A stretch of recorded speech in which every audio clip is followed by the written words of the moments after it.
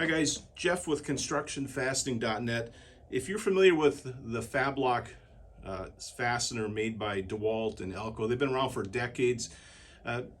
Ultimately, they're called a panel rivet fastener. So using it for panels or any type of blind mounting, especially where you have vibration issues.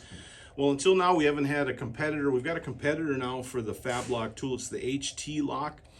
They got a real nice price point. I just want to show them to you a little bit. We have them in the standard 3 grip ranges comparable to the FAB LOK. We have them in carbon finish and we have them in stainless as well.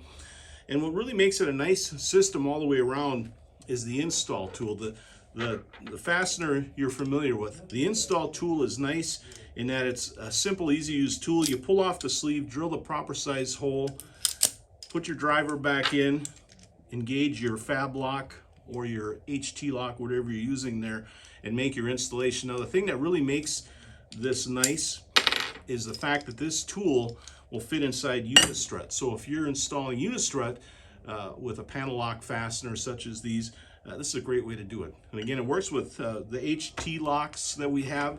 It also works with the original FAB LOKs if you prefer those.